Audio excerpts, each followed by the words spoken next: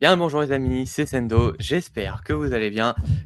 L'on se retrouve aujourd'hui pour un nouvel épisode de Relive de Classics, consacré cette fois-ci à un sacré classique qui est un peu plus récent que les derniers combats qu'on a vus. Félix Trinidad contre Fernando Vargas. Comme d'habitude, je suis en compagnie de Loman. Salut Loman, comment ça va? Salut à tous. Ça va et toi? En Eh forme? ben, eh bien, ça va très bien. Et bien sûr, comme d'habitude, avant le combat, un rapide, enfin, ouais, un rapide, enfin, un contexte plus ou moins long. Nous sommes le 2 décembre 2000. Voilà, donc vraiment au tout début au tout début des années 2000. En ce soir du 2 décembre, deux des plus grandes stars du monde de la boxe se rencontrent au sommet de la division Super Welter. En jeu, les ceintures WBA et IBF de la division.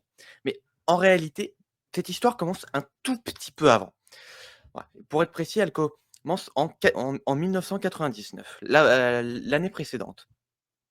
À cette époque, à ce moment-là, Félix Trinidad est au sommet de la division welterweight depuis environ 6 ans. Voilà, il a récupéré la ceinture IBF des poids welter face à Maurice Blocker par un terrible KO au deuxième round en juin 93. Et depuis, il est sur une grosse dizaine une grosse dizaine de défenses de titres consécutives. Je vais les recompter pour être sûr du chiffre.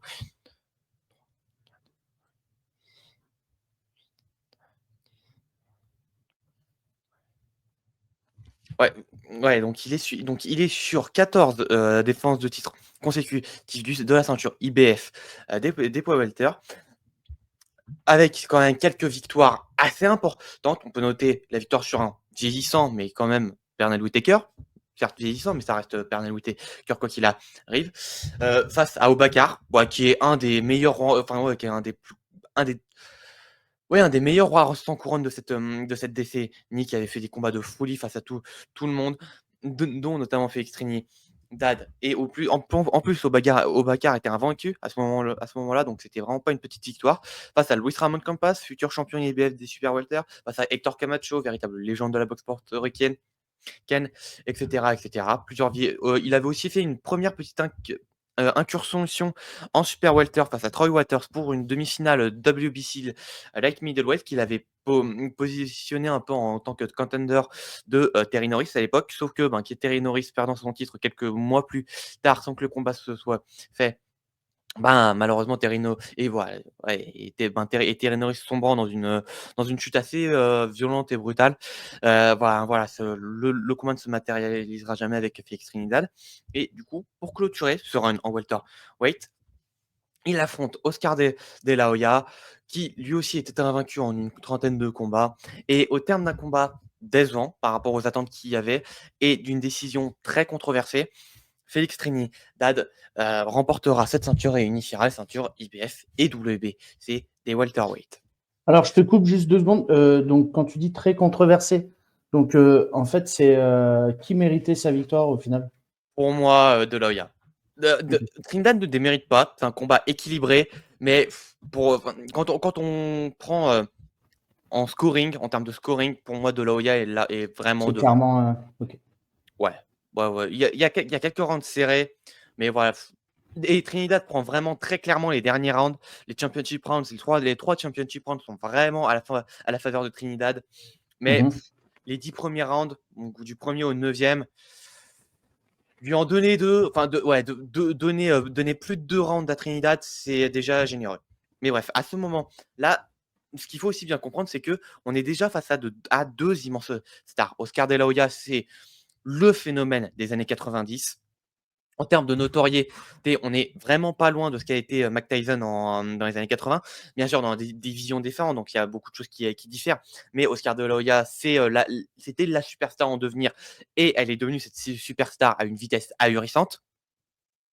Et Félix Trinidad était lui aussi la star qui a mis un peu plus de temps à émerger, à se construire. Mais au moment de 1999, c'était déjà un duel de superstars. Et même si le combat est très controversé, la décision est très controversée, au final, Trinidad en ressort plus que grandi. Et donc, suite à cette victoire, même si elle est controversée, il décidera de lâcher ses 2 ceintures et de monter en super welterweight où il affrontera directement David Reed qui était champion de WBA qui était devenu face à Laurent Boudouet, notamment. On avait fait le combat il y a quasiment un an, si c'est pour ouais, si ce n'est pas plus d'un an d'ailleurs. Mais bref, voilà. Et du coup, au terme d'un très très très gros combat dans l'un des derniers beaux événements du César Palace, eh bien, Félix Trinidad remportera ce combat à la décision et deviendra champion dans une seconde catégorie, format WBA, cette fois-ci. Et après une défense plutôt anecdotique, mais même si assez impressionnante face à Mamadou Thiam, voilà, et ben, il sera opposé à un autre homme qui se sera construit un stardom, lui aussi en un temps record, notamment sur cette année 1999, Fernando Vargas. Heu, Fernando Vargas, c'est un gars qui s'est beaucoup illustré sur le circuit amateur américain. C'était pas, il a pas tout remporté à la Oscar de la Hoya, sauf qu'il a été dans tous les tournois à plusieurs reprises, que ce soit dans les Pan Am Games, les championnats du monde, les championnats nationaux, et cetera, et cetera. Il les a tous faits, il les a pas tous remportés, mais voilà, il avait vraiment côtoyé le plus haut niveau amateur. Il avait même fait les JO d'Atlanta en 96, mais s'était fait éliminer dès le 2e tour, malheureusement pour lui. Ouais, et dans cette grande génération olympique 96 avec Floyd Mayweather, avec Antonio Tarver et d'autres que j'oublie malheureusement. Ouais, il y en avait plein d'autres, mais ouais, j'avoue que je les ai plus tous en tête. Eh bien, voilà, que même si c'est une défaite, enfin, même si c'est une défaite aux Jeux olympiques et qu'il était encore suffisamment jeune pour pouvoir, ouais, prétendre refaire les JO 4 ans plus tard. Il avait 18 ans à cette époque-là, donc il avait tout le temps pour lui de le faire. Et ben non, il décide directement de passer en pro en 1997, tout début de 1997 et ce sera le début d'une ascension fulgurante. Il enchaîne les combats, il enchaîne les stoppages. Sur ses premiers combats, il ne va pas une seule fois à la limite. Sur ses 14 premiers combats, les 14 premiers combats qu'il enchaîne en à peine 2 ans, qui lui permettront d'obtenir un title shot en décembre 1998 au format IBF Super Welterweight face à Luis Ramon Campas. Et il y avait un petit bif entre les deux parce que ils avaient tous les deux sparé à plusieurs reprises, alors que Vargas avait que 14 ans et Vargas avait en fait, apparemment, il se serait un peu fait massacrer face à Luis Ramon Campas, ce qui était normal, mais il en avait quand même gardé un certain énervement, on va dire, pour pas être plus vulgaire, on va dire. Mais voilà. Et du coup, il y avait quand même eu un petit bif entre les deux. Et à ce moment-là, Luis Ramon Campas, c'est pas n'importe qui. Je l'ai rapidement évoqué quand j'ai parlé de Félix Trinidad. C'est un ancien contender de Félix Trinidad. Et les deux s'étaient livrés à une guerre sur 4 rounds assez exceptionnelle. Mais malheureusement pour lui, Campas n'en était pas sorti vainqueur. Il avait quand même envoyé Trinidad sur le cul. C'est quand même à noter. Et à la suite de ça, après une dernière défaite en welterweight face à l'excellent, et son nom m'échappe tout le temps, c'est un scandale. Comment il s'appelle déjà? Face à l'excellent Fernando Vargas. Ah, et aussi une défaite face à Obakar, je l'avais oublié celle-là. Mais donc voilà, non, mais en plus, mais qu'est-ce que je raconte moi? Donc Obakar, puis c'était quoi? Ah, mais je suis con. Là, José Luis Lopez, pardon. Oh là là, je me suis embrouillé, j'ai mal lu la fiche. Je suis désolé. Donc face à José. On t'en veut pas. Voilà. Donc après une dernière défaite en welterweight face à José Luis Lopez, excellentissime boxeur que je vous invite à aller voir.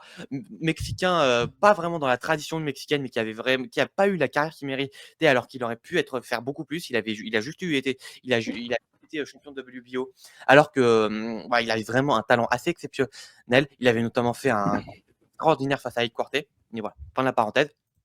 Et du coup, Luis Ramon Campas était monté de division et avait affronté pour prendre la ceinture IBF Super Welter, Raúl Marquez, excellentissime boxeur. Southpaw, lui aussi mexicain, c'était vraiment pas n'importe qui. Et voilà, Luis Ramon Campas en était ressorti vainqueur de façon assez dominante. Et donc, suite à cette victoire et cette prise de titre, il l'avait défendu à 3 reprises de façon très dominante avant d'affronter Fernando Vargas, et Vargas nous livre une prestation exceptionnelle. Dans un combat où malgré tout, Campas vendra chèrement sa peau, mais Vargas est 4 levels, enfin non, 4 levels et c'est gentil, 4 levels au-dessus pugilistiquement. Vraiment, il y a une immense classe d'écart entre les deux, et Vargas qui sera construit par la suite comme un guerrier dans l'âme, mais à son début de carrière, c'était un pugiliste exceptionnel, notamment offensif. Offensivement, il était vraiment exceptionnel. Défensivement, il n'avait pas une bonne garde, il n'avait pas vraiment de parade chassée, mais par contre, il avait un jeu de mouvement tête vraiment exceptionnel. Il avait une très grosse réactivité. Et donc, face à Luis Ramon comme base, il s'en sort victorieux par abandon au 7e round après avoir globalement dominé tous les rounds. Je sais plus, il y a un round qui est un peu disputé, je ne sais plus lequel c'est. Ouais, le 5e, c'est vrai, c'est le 5e qui est particulièrement disputé, particulièrement serré, mais personnellement, je pense quand même que Vargas l'emporte.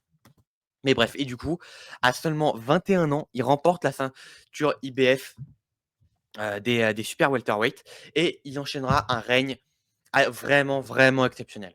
Après une première défense de titre assez anecdotique, voilà, en début d'année 1999, il affronte pour sa deuxième défense Raúl Marquez, et dans une physionomie de combat un peu similaire à celle à sa prise de titre, il donne une leçon de boxe à Raúl Marquez et finit par l'arrêter assez violemment au 11e round, avant d'enchaîner avec une nouvelle défense face à Ronald Winky Wright, future légende de la division, un des plus grands super welterweight de l'histoire, qui à ce moment-là sortait de quelques temps plus tôt de cette défaite face à Henry Simons, donc qui était quand même dans un bon, enfin qui n'était pas dans le meilleur des momentum. C'était pas la série de victoires qu'il aura, qu'il verra devenir champion, mais il était déjà dans un bon momentum. C'était un gars établi au plus haut niveau.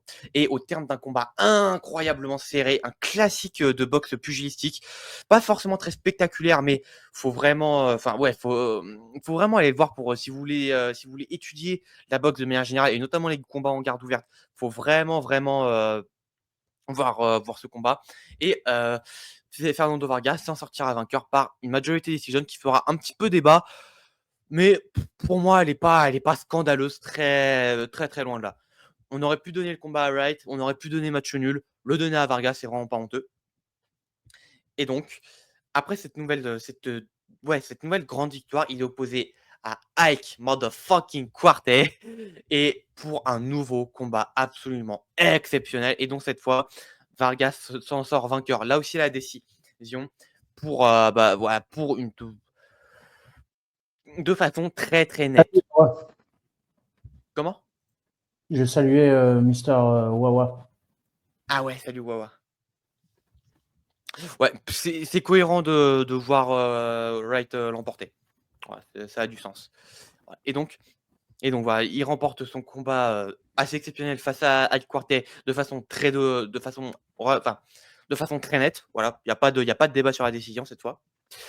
Et donc, après cette nouvelle grande victoire et cet enchaînement de 2 victoires qui le verront pour la première fois aller à la décision dans sa carrière pro, il réenchaînera une défense de titre, cette fois vraiment anecdotique, face à un certain Ross Thompson, avant d'obtenir son combat face à Félix Trinidad. Et à ce moment-là, ce qu'il faut bien sanctifier, c'est que Vargas, c'est un des gars qui a été le mieux travaillé par les médias de l'époque, et notamment HBO, qui était le diffuseur qui était son grand diffuseur et qui sera son diffuseur pendant quasiment toute sa carrière. Et Fernando Vargas, à ce moment-là, c'est une star. Quand on compare son stardom à celui de Floyd Mayweather, sensiblement au même endroit, alors que Floyd Mayweather a déjà une carrière lui aussi assez exceptionnelle en 2000. Franchement, le stardom est pas comparable. Fernando Vargas, c'est un des visages de la boxe. Et notamment, il y a une petite anecdote qui est assez importante, c'est que en 2000, il y a, je sais plus si c'était un des premiers Fight Night ou un des derniers Punch Out. Je crois que c'était ça, les jeux vidéo. Donc un des premiers jeux à Fight Night ou Punch Out, je sais plus. Et Fernando Vargas est dans le jeu en 2000.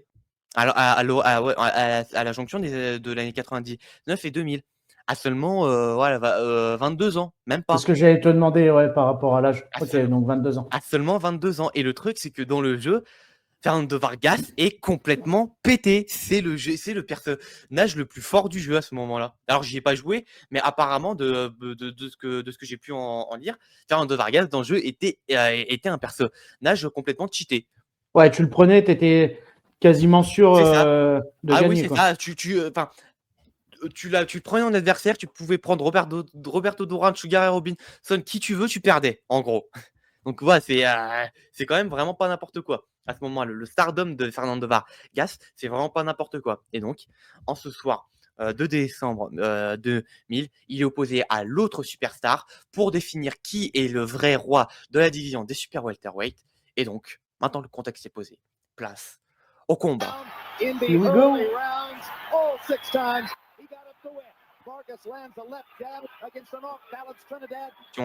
De façon posée quand même face à Trinidad. Donc voilà, Trinidad qui est connu pour sa technique très fondamentale et c'est énorme crochet gauche, énorme check hook de Félix Trinidad sur une action, sur une tentative d'attaque un peu lazy de Fernando Vargas. Crochet gauche absolument exceptionnel et qui met Fernando Vargas à terre pour la première fois de sa carrière pro. Et dès le premier round. Ouais, dès le premier round. Et directement Félix Trinidad qui en renvoie deux magnifiques crochets gauche de la même façon sur un Fernando Vargas qui a une main droite beaucoup trop basse. Et directement après Vargas qui retombe en une seule minute, il y a déjà 2 knockdowns. Et nouveau crochet gauche magistral de Félix Trinidad. Trinidad qui essaie de mettre la pression, mais Vargas qui a de très très bons mouvements de tête. Ouais, pour l'instant, c'est tout ce qu'il a, hein, le Vargas. Ouais. Il essaie de jabber. C'est tout. Vargas était un excellent jabber aussi, faut pas l'oublier, mais là, il est aussi face à un excellentissime jabber en la personne de Félix Trinidad, dont tout le travail du bras avant de manière générale a été vraiment exceptionnel. Donc voilà, mais Fernando Vargas qui a une très bonne maîtrise de la distance, qui arrive à mettre Trinidad dans le vent. Très beau check hook, plutôt en remise. Voilà, belle combinaison du bras avant de Vargas.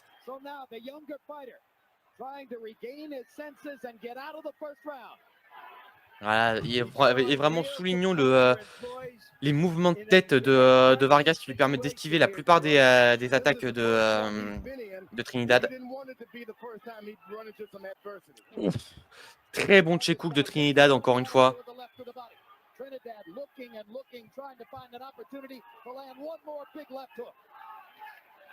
Trinidad normally the best finisher in his weight class. He didn't finish Vargas off, and I don't know why. Well, he's usually finishing off a fighter whom he's punished to the body for 7 or 8 rounds. This is an unusual situation. Voilà, Trinidad qui a du mal à capitaliser à fond sur sur son gros momentum de début de round. Fernando Vargas qui semble avoir repris un minimum de lucidité. Vargas just missing with another straight right cross, and now Fernando definitely has his legs back. Ouais, on attend plus de Vargas après tout ce que tu nous as dit sur lui.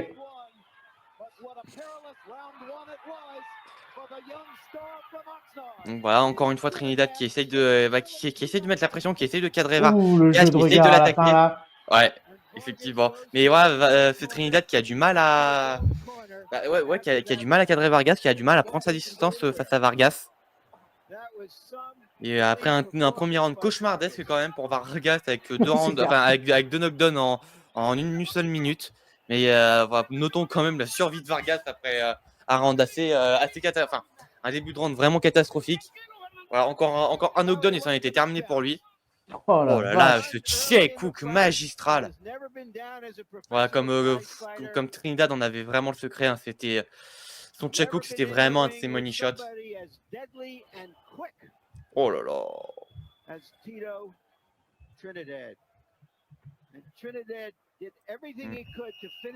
à fait. Hein, on en parlera après, mais. N'hésite pas à nous rejoindre, Wawa. Ouais, le lien est dans le chat, hein, comme d'hab. T'as le lien, t'as tout. Tranquille. Et c'est reparti. Ouais, début du deuxième round. Voilà, et Vargas qui essaie directement qui essaie très vite d'impact de mettre son empreinte sur ce deuxième round pour commencer à refaire son retard face à Trinidad. Mais Trinidad qui arrive bien à toucher avec sa droite en première intention.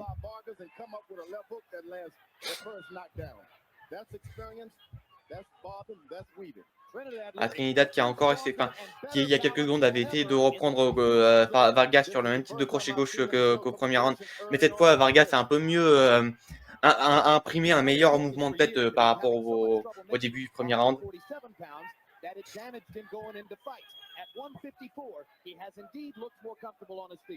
Vargas is not backing up like you would expect him to do at this point. He stands in the middle of the ring, tries to get an aim, and then back away. Well, that was one of the big questions that hung over the fight. Would Vargas trade with Trinidad? And almost everybody felt that would be a mistake that the young fighter probably wouldn't make. He has Trinidad going in a circle away from him. Right hand lands for Trinidad. Petit bug de la VHS. Ouais.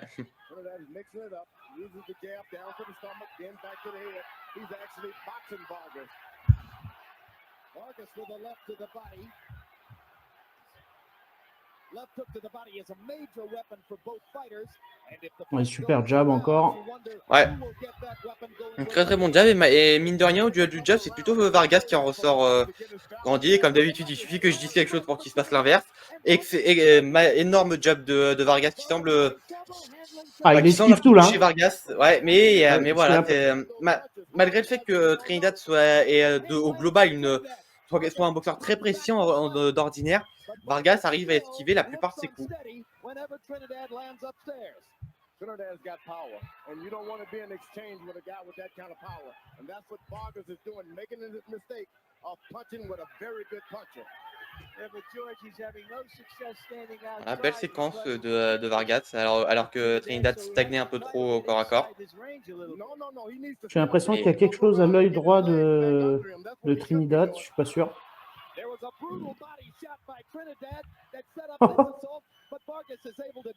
And slip and avoid most of the punches. The good thing about this marathon runner is that he's sprinting too early. Trinidad. Big right hand by Vargas. Très très beau 1-2 de Vargas. Et voilà, et Vargas qui franchement rend ce deuxième round assez disputé, assez serré. Ouais, pour moi il prend le deuxième, hein, Vargas. Ouais, c'est voilà, et bonne séquence de boxing, ouais, très belle fin de round de Vargas et qui arrive très bonne, excellentissime défense de Vargas. Une belle séquence au dirty boxing dont il ressort plutôt vainqueur. Ouais, franchement là le second round plutôt Trinidad a deux belles séquences avec notamment le très gros jab qui fait un peu freeze Vargas et il arrive un peu quand même un petit peu à capitaliser même si Vargas est très même si Vargas j'ai mangé le terme. Ça va revenir. Même si Trinidad n'arrive pas vraiment à me toucher sur tous les coups. Oui. Ce jab ce jab plein menton était quand même assez impressionnant. Alors on a Wawa qui nous. Ouais. Je l'ai vu, c'est. Ouais. C'est pas le pire de Roy Jones de cette période, on va dire. Franchement, c'est un combat plaisant. C'est pas un indispensable, mais c'est juste. Si vous avez 1 heure à tuer, ça vaut le coup. Voilà. C'est beau à voir. En fait, quand tu connais le prime des deux, c'est pas spécialement beau à voir, on va dire, mais c'est pas d'une tristesse sans borne. C'est pas le Roy Jones des années 2010, quoi. Ok. Et c'est un peu plus disputé que le Trinidad Wright. Troisième round commence avec un lourd duel de jab, dont Trinidad arrive plutôt à sortir. C'est lui qui prend l'avantage. Ouais. Ouais, on sent qu'au choc de puissance, Trinidad a plus de force dans les points. Ouais, notamment, on l'a vu il y a quelques secondes avec ce magnifique crochet gauche. Oh là là, super magnifique enchaînement 1-2. Ouais, gauche-droite. très très beau 1-2.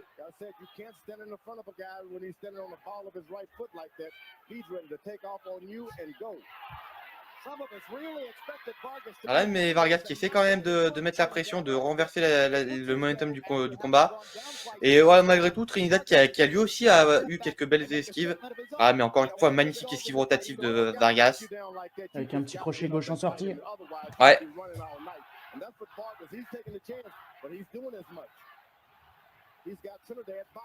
Oh là là, très beau échange de crochets avec tentative de double crochet de Vargas, mais Trinidad qui essaie quand même de répliquer avec un check hook.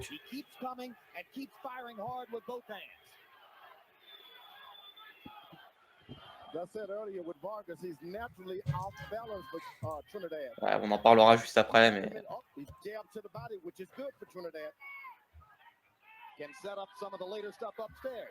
And Vargas is going to have to throw that right hand before he hooks Trinidad because you don't want to be hooking with a good left hooker like that. Now Vargas lands a jab and a straight right hand.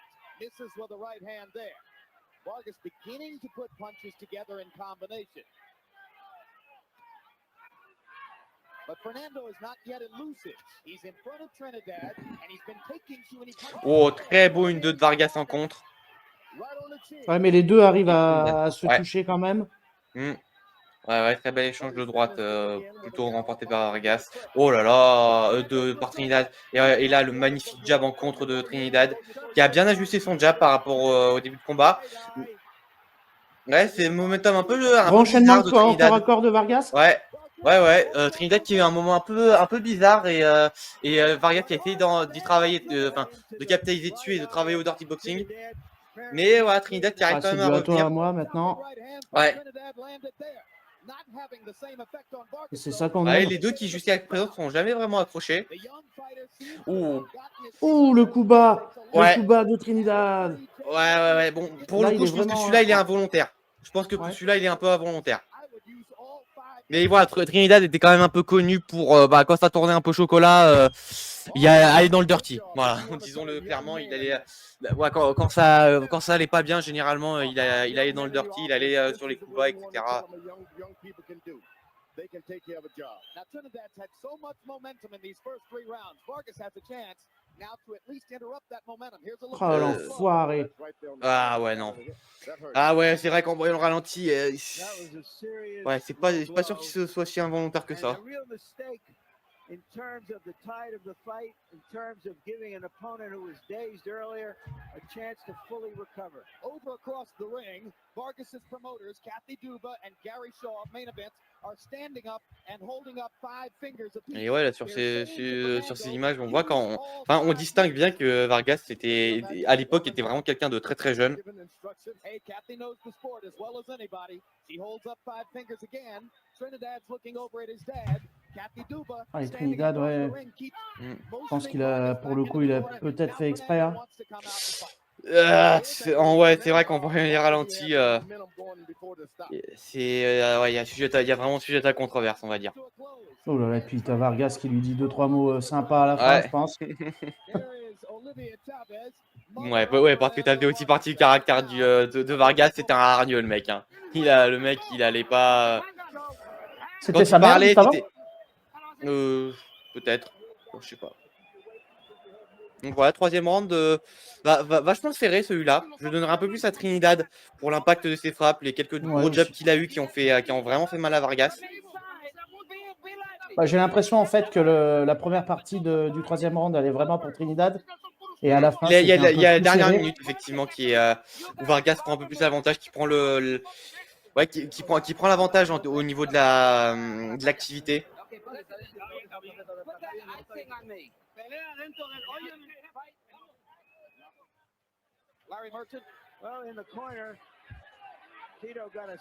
Ah ouais, tu vois, il se plaint de son œil droit, hein, c'est ce que je disais. Hein. Trinidad se plaint un peu de l'œil droit. Début de 4e round.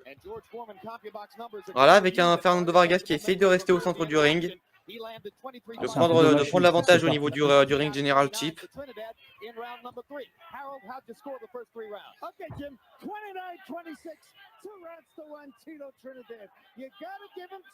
La magnifique setup de Fernando Vargas. Droite. Ouais, droite plus pour gêner la vision de Trinidad et crochet gauche juste après avec un petit pivot voilà, et qui envoie Trinidad à terre. Voilà, le crochet gauche parfaitement caché par la droite de Vargas. Et Vargas qui essaie vraiment de capitaliser. Il retourne à fond là. Hein. Ouais. Tac, et de façon méthodique. Ouais, il se plaint encore. Donc, mais non, c'est mais pas possible, monsieur l'arbitre. encore un coup bas pour Vargas. Enfin, de Trinidad plutôt. Ah là, c'est pas possible. Voilà. Et directement, il me semble que c'est, je crois que c'était Jane Eddy, qui met un point à Trinidad, un point de pénalité. Et ce qui fait qu'au final, là, ce round 4, déjà, il est scoré 17 avec. Donc au final, là, Vargas est revenu au score. On peut dire, il est revenu au score avec. De mon point de vue, en prenant le deuxième round et ce quatrième round pour un 17. Ouais.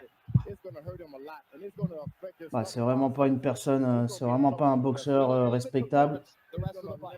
Sincèrement.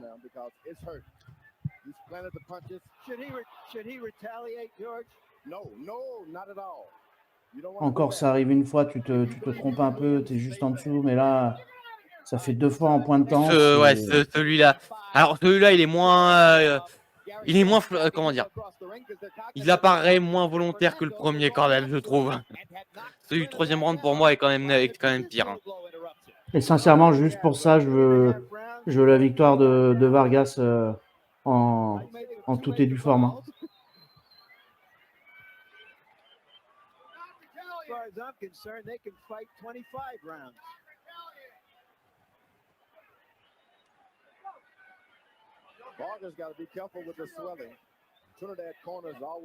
Voilà, Vargas qui profite vraiment de tout le temps que lui donne l'arbitre pour récupérer.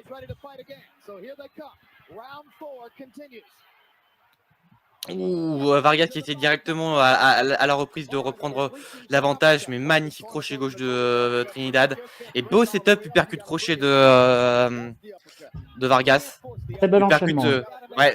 Uppercut là pour gêner et attirer l'attention de Trinidad et le crochet vraiment large parce qu'il anticipe le pas de retrait de Trinidad.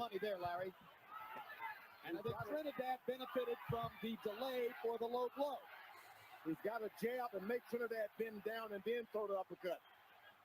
You got to make him go down. Don't just throw the uppercut while he's in the heights. The punch which has done damage for both fighters is the left hook.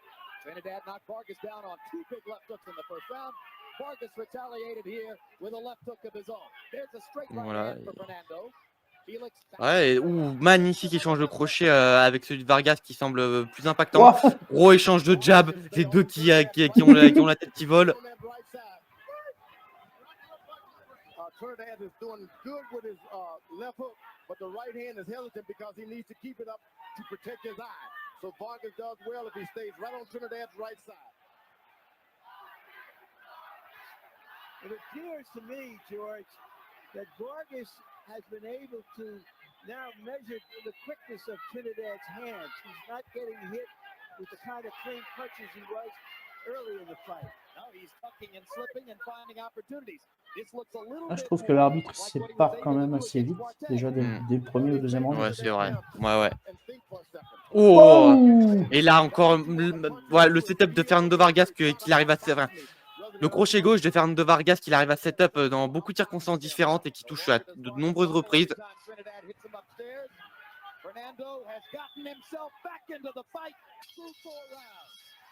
Voilà, et quatrième round que Vargas remporte très largement. Exact. Entre le knockdown et le point de pénalité, ça fait un 17 pour lui.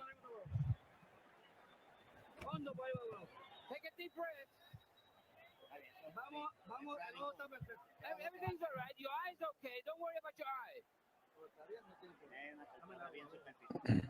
Everything's okay. Vamos a pelear. Tito, we gotta fight. Inside his guard, Tito. Are you listening to me?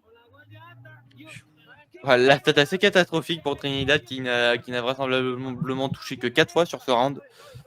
C'est particulièrement peu. Ça, c'est beau, ça. Ouais. Là, le setup il est absolument somptueux. Tito, that his eye looks Incroyable ce crochet gauche. but it doesn't look okay. It looks bloodshot. He's been there before. That's the most amazing thing about him. All of this has happened to him before. Now, both of them have had to come back from adversity. Story of 2 fights so far. First 2 rounds by CompuBox numbers. Trinidad landed 37 punches, only 19 for Vargas. Last 2 rounds, Vargas lands 47, only 28 for Trinidad. In round 4, Vargas with a 15-4 edge in power shots. So coming into the 5th round, the younger fighter has, for the moment, taken over the action. And now Vargas is starting to use his legs a little bit. He hits and then steps to the side. Ducking and slipping, staying at angles, fighting the way he was supposed to fight. And he's doing it naturally. These are things you Voilà, début de 5e round sur un feeling général un peu plus à l'avantage de Vargas, je pense. Enfin, du moins, j'ai la sensation qu'il a un meilleur contrôle des distances. C'est lui qui décide du rythme du combat. Même si Trinidad essaye de mettre la pression, de presser et de gêner Vargas, ça semble pas spécialement payé pour l'instant. What do you mean by on the mark, Joe? Well, he stands just like the track run on your mark, you know, on the heel ball of your right foot. He can get off the right hand, but when he spreads it and put it flat, you can get him because he's not ready to punch you back. He's back on the right foot now. It's up again now. Left hook to the body by Vargas, close to the belt line. At this time, Trinidad should be establishing his left jab a little bit more. He has the battle in the reach. Très belle maîtrise de Vargas, notamment avec son jab, qui ne s'expose pas au contre de Trinidad, qui arrive à avoir un meilleur jab que Trinidad, ce qui n'était pas donné à tout le monde non plus.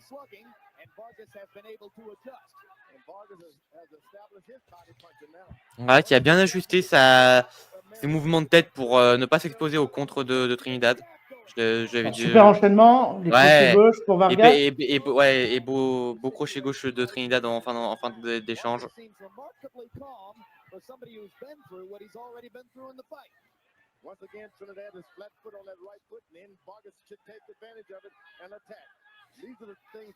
Oh, magnifique uppercut. Ouais, et encore une fois, regardez bien l'uppercut, comment Vargas le setup. Hein. Il feinte, enfin, si j'ai bien vu, il le feinte de la gauche pour attirer l'œil de Vargas, de Trinidad et envoyer l'uppercut. Hein. La plupart des belles actions de Vargas font du setup avec une maestria assez exceptionnelle. Hein.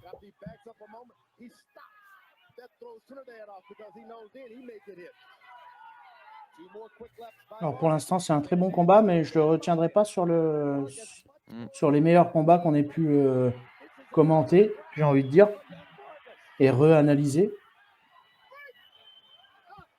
Je sais pas ce que tu en penses. On en parlera après.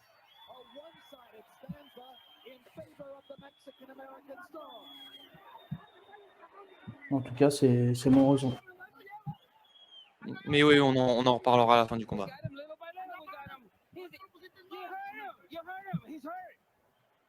Voilà, 5e round. Vraiment à l'avantage de Vargas sur ce côté-là. J'aimerais bien voir la stat aussi, parce que j'ai pas l'impression que Trinidad est beaucoup touché sur ce round.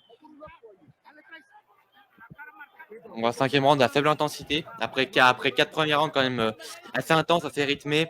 Je pense que les deux avaient vraiment besoin de récupérer.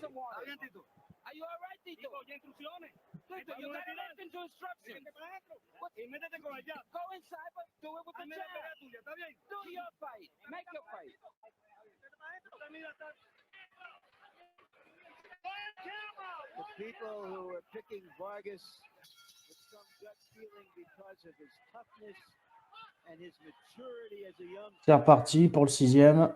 Ouais, on arrive à la mi-combat. Il y a encore un bel uppercut bien setup de Vargas. Ouais, puis il travaille bien, il arrive à bien pivoter. Son footwork qui n'est pas virevoltant à la Floyd Mayweather dans sa génération. Mais il a vraiment un déplacement très intelligent, très méthodique. Et sublimé par encore une fois une réactivité et des mouvements de buste vraiment intéressants.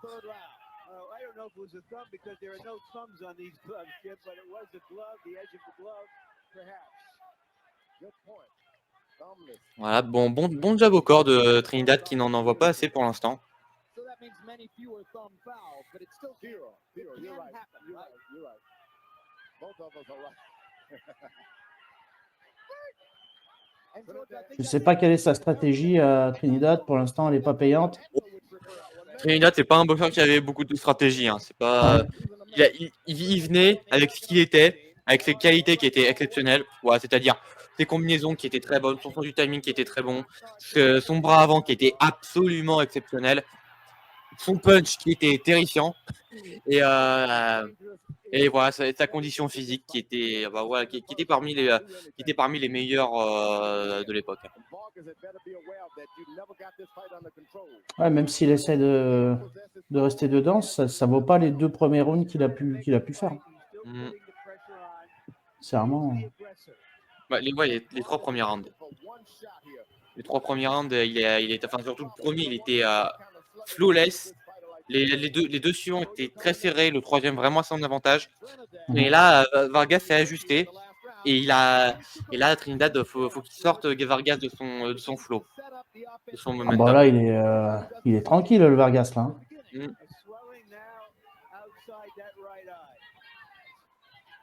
Ouais, super. Il est un peu moins précis sur ce 6e round. Alors, suffisamment pour quand même prendre le round pour l'instant, je trouve. Ouh, grosse droite de Trinidad qui fait mal à Vargas. Mm. Oh, très, très beau liver shot, toujours de Trinidad. Mais un bel échange de crochet gauche. Et là, uppercut crochet gauche de Trinidad, magnifique. Oh là On peut là! dire que la dernière minute, elle est pour Trinidad. Hein. Ça, c'est Ah là, clair. franchement, mais là, je pense que pour moi, c'est suffisant pour reprendre le round. Hein. Ouf. Et encore, ouais, très belle. Encore une fois, beau momentum et belle. Là, c'est bon. Là, Trinidad qui arrive à prendre au timing Vargas.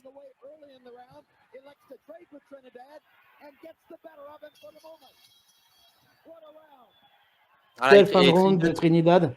Ouais. Là, très très grosse fin de round. Et ouais, franchement, pour moi, la dernière minute est vraiment à l'avantage. Enfin, est suffisamment à l'avantage de Trinidad pour voler le round. Quelques belles répliques de Vargas, mais pas assez pour. Pas suffisant. Pour conserver. Ouais, pas assez pour conserver l'avantage qu'il avait creusé au début de round.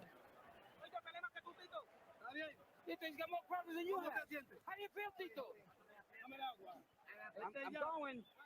Don't forget the jab is first, and then the left hook, and then the uppercut. That's the combination. The hook to the body is your main weapon.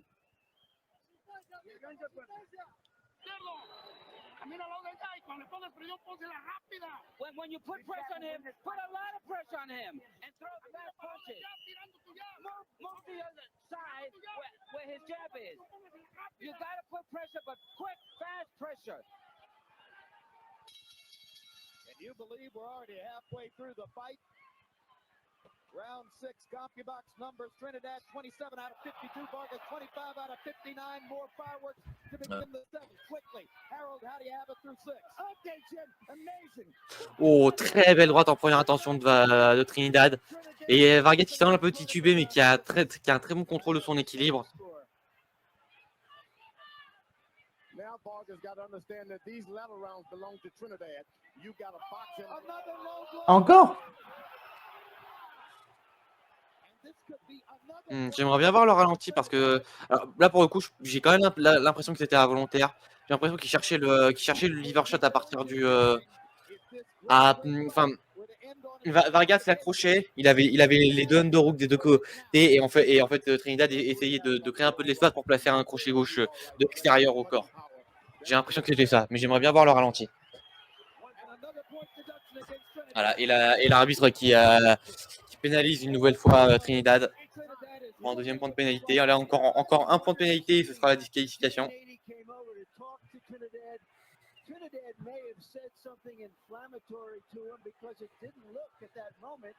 Encore un point et ouais, c'est il a gagné sur tapis vert quoi en gros, c'est ça? Bah, il me semble que alors dites-moi si je me gourre, mais il me semble bien que la règle c'est 3 points de pénalité et disqualification. Ouais. Ouais, pour le coup, je pense quand même que celui-là il est plus involontaire. Il ouais, bon, il a l'air quand même ouais. Mais ouais, il met vraiment toute sa force dans ce coup. Mais à mon avis, il voulait viser juste au-dessus. Et c'est la position de son bras qui n'était pas idéale. J'ai la sensation, personnellement. En tout cas, malgré ce troisième coup bas, Trinidad est devant. Enfin, pour moi, sur l'avant-dernier round et celui-là, j'ai l'impression qu'il renaît un peu. Ouais, Je sais pas ce que tu en penses. Qui arrive mieux à prendre le timing de Vargas. Exactement. Et qui arrive plus à attirer Vargas dans une structure de combat plus chaotique. Parce que là, dans les physionomies de combat contrôlées, comme celle qu'on voit actuellement, mais voilà, Vargas, enfin Trinidad a quand même quelques succès, mais globalement, quand c'est à distance de jab et que c'est à distance de jab et que c'est un rythme lent, Vargas est meilleur que Trinidad. Donc là, l'objectif de Trinidad, ça doit vraiment être de chercher le corps à corps et de chercher les longs échanges, les longues phases d'échange.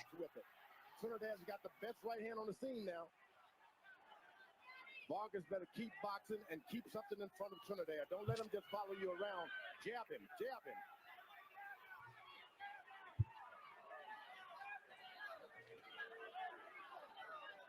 Salut Ornica.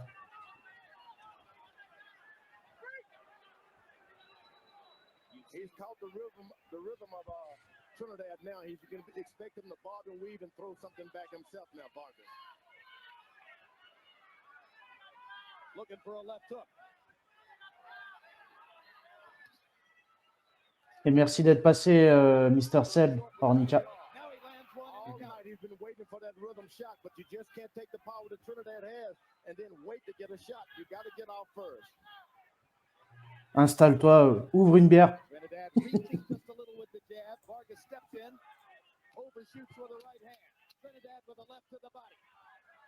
Those body punches pile up. On voit encore un 7e round au rythme assez lent.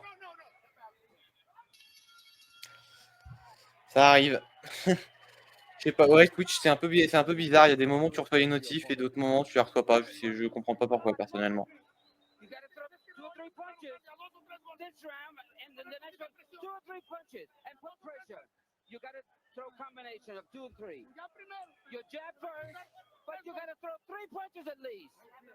Yeah.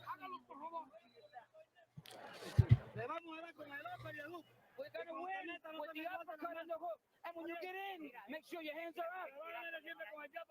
You always come in with the jab.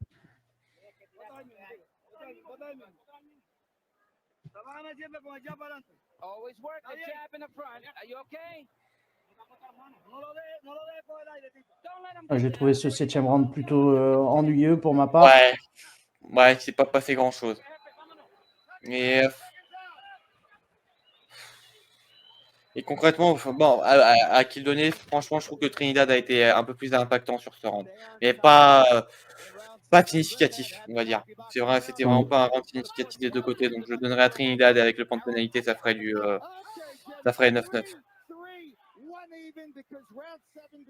Et c'est reparti pour le 8e round. Yep. Oh, magnifique. Allez, ça touche encore. Ouais, très beau setup de Trinidad. Enfin, très belle feinte de corps de Trinidad.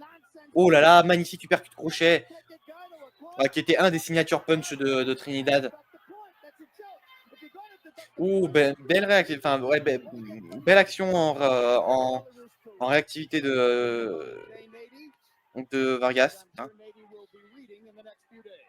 Trinidad is back on the ball of his right foot again, and Vargas stands right in front of him. Once you see him get that foot planted, you got to get away. It appears now that Trinidad has moved back into some semblance of flow and control. And he's getting closer to Fernando, trying to press the issue and make his punching power the big advantage again. And sometimes you got to be careful telling your fighter to go, keep going. Voilà, Trinidad qui est bien dans cette première moitié de 8e round, qui arrive bien à trouver cette distance et son timing. C'est ça. J'ai l'impression que vraiment depuis le 6e, enfin du 5e, 6e, ouais. Pour moi, il a vraiment le contrôle. Hein. Trinidad. Bah, je trouve que Vargas a toujours le rythme du combat, personnellement, de son côté. C'est lui qui décide où va le combat sur le ring. C'est lui qui a vraiment le contrôle de l'espace du ring, mais il n'arrive plus à renvoyer assez de coups pour prendre les rounds, quoi. Parce que voilà, contrôler le combat, c'est bien, mais il faut marquer des points, quoi. Et t'as beau avoir une très bonne défense, ça marque moins de points que les significant strikes, enfin que mettre des coups. Ça marque moins de points que mettre des coups, c'est normal. Ouais, j'ai l'impression que Vargas a mis un petit coup Ouais. bas. Ouais, Et ouais. t'as vu, Trinidad, il s'est pas plaint, hein, donc c'est l'arbitre qui intervient Mais ouais, direct. c'était vrai. J'ai l'impression que c'était sur la ceinture. Enfin, peut-être un chouïa en dessous, mais pas c'est. Ouais, c'était pas le niveau Golota.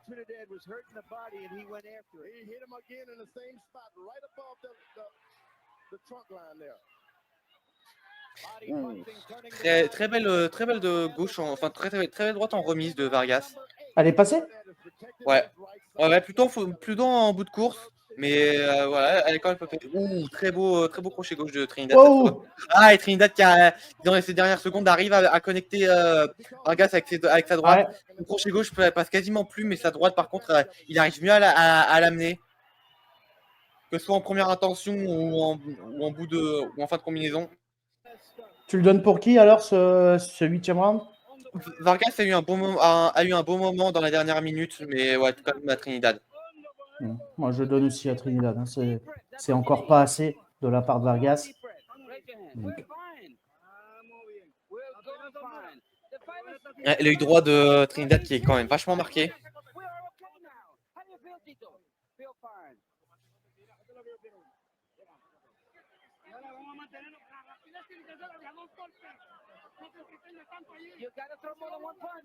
Ouais, c'est clair, ça part à une vitesse, mon gros.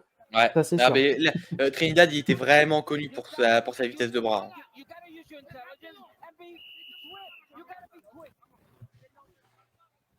Franchement, dans ta génération, de tête, là, je suis pas capable de te citer 50 gars qui ont une aussi grosse vitesse de bras. 9e round, les amis. Yep. Voilà, on s'approche petit à petit des Championship Rounds. Vargas, whenever he stands still for a moment and look at Trinidad too much, Trinidad picks up that right foot and he comes right down the middle with that right hand. Well took by Vargas as Trinidad leaned in.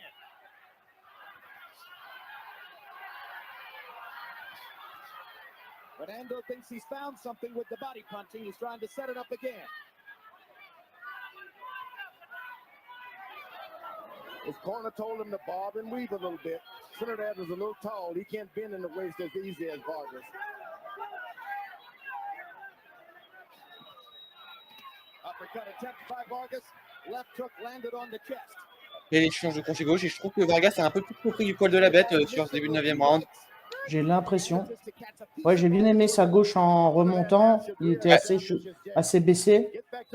Il remonte avec la gauche. C'est beau. Hein. Sincèrement. Oula. Ouais, encore un peu bas, j'ai l'impression que Vargas. They've done a wonderful job in Felix Trinidad's corner, keeping that right eye open. His corner's always done well with the swelling. He hasn't blown his nose like he did in the De La Hoya fight.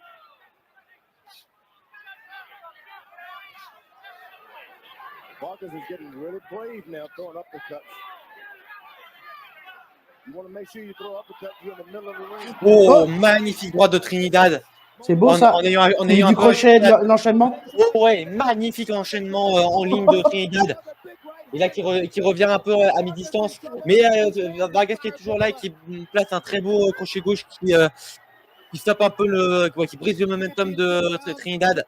Que va nous faire Vargas? Oh! Là, encore une fois, une très belle action de Trinidad, mais avec une belle remise de Vargas. Oh là là, magnifique, crochet au corps, crochet à la tête. Les coups significatifs sont là de la part du short noir, Trinidad.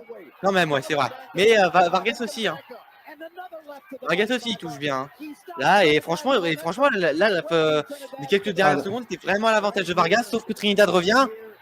Ouais, la dernière minute est belle quand même. de Ouais, part et ah ouais, d'autre. franchement, ah bah non, là, la dernière minute est exceptionnelle. Là, Ça y est, les ça échanges. s'envoie.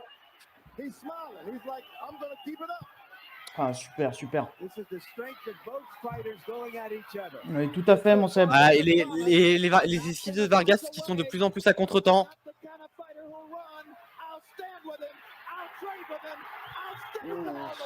Et Vargas qui Oula. essaie vraiment de tout faire pour marquer la fin de cette fin de 9e round. Et Trinidad qui essaie quand même d'envoyer pas mal de crochets, mais qui touche pas vraiment. Po, po, po, po, po. Voilà, et 9e round, très difficile à scorer, je trouve. Ouais, je mettrais quand même, je mettrais quand même Trinidad devant. Après, moi, je le donnerais plus. Ah, enfin, je sais Toi, pas. tu le donnerais plus à Vargas.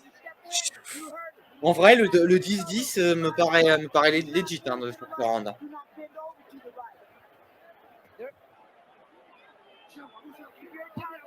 Don King is having a conversation with the commissioners at this point. Now, that shouldn't be a promoter conversation. Ouais, vraiment équilibré. Les 2 premières minutes sont vraiment, je trouve pas. Non, la première moitié est vraiment à l'avantage de Vargas, je trouve.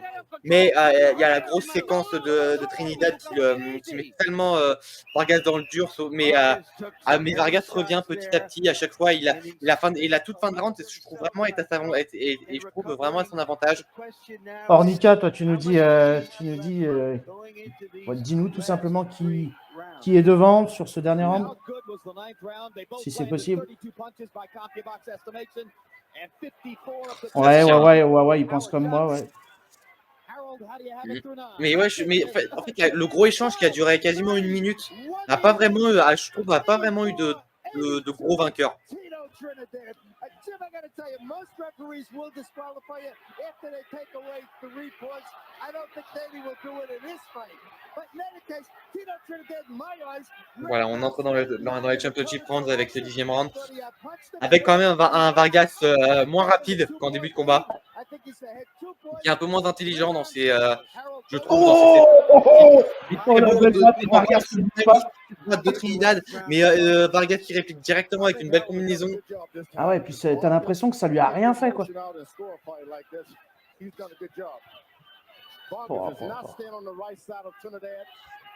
Trinidad's eyes about swollen shut. You want to stay over there. He's got to protect it. Stay over there. Don't lean back to his left hook at all. Well, Fernando Vargas' left eye is beginning to swell dramatically too. Ah, faut qu'il trouve quelque chose, Vargas, faut vraiment qu'il. Ouf! Vargas' left eye, and they stand and trade again. Trinidad with bigger power when they go face to face. Trinidad has been in this. Ouais, super en sortie, Trinidad. Ouais. Ouais, très beau momentum de Trinidad dans cette moitié de 10e round. You think Trinidad has to go for the knockout? He has to go for the knockout. When you're this far away from home, you just can't take any chances that you're going to win this thing on points. Yeah, but just remember, George, he got that close, controversial decision over Oscar De La Hoya right here. When some people thought that De La Hoya couldn't conceivably lose a decision in Vegas. Oh, to the body goes Trinidad with left hooks. Right now, Trinidad appears to be the stronger of the two. And he's not backing up, throwing hard shots. One of the judges for this fight, Glenn Hamada, was also a judge for Trinidad De La Hoya, and he had that fight 114-114. You're looking at another extremely close fight tonight. Qu'est-ce qui se passe? Qu'est-ce qu'il fait, l'arbitre? Low.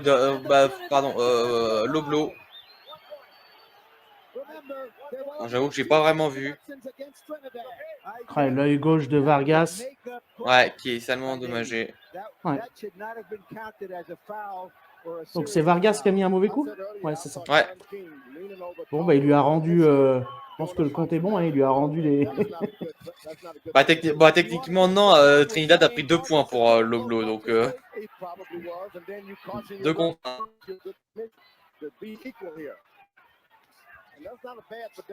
Voilà, mais Vargas qui prend un bon momentum dans cette toute fin de round. Alors que le round était plutôt à l'avantage, était avec un léger avantage à Trinidad au final. Sans compter le point de pénalité, je trouve qu'il a plutôt à l'avantage de Vargas celui-là. Oh, t'es gros sérieux? échange pour conclure. Bah franchement, Vargas a de belles choses. Et gros, ouais, très bel échange quand même. Moi, je vois quand même Trinidad. Ouais, moi, je vois Trinidad vainqueur de ce round. Je sais pas. Mais,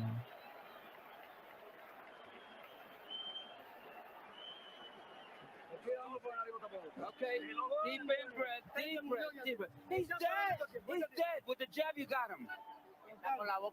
He's Ouais, dead. tout à fait. Ouais, ouais. Ornica, on aimerait bien savoir. He's dead. Seb, si tu arrives à nous dire quelque chose, mon Seb. Don't Merci. let him get away now. You gotta use your intelligence, Fernando. And you gotta put the pressure, but you gotta put. Et un truc qui était plutôt cool à l'époque sur HBO et sur Showtime, c'est qu'il y avait l'open scoring à l'époque. Enfin, du moins pour au moins pour les diffuseurs, il y avait l'open scoring quand tu à chaque fin de round, les médias étaient tenus au courant des cartes des juges. Ok. Merci, Seb. Previously penalized Ouais. Trinidad. Well, and also Vargas had some other low blows in the preceding round. Be that as it may be that right now. Avant-dernier round, les amis. Là, on est en plein dans les championship rounds. Je me régale vraiment depuis le fin du 8e, début du 9e round.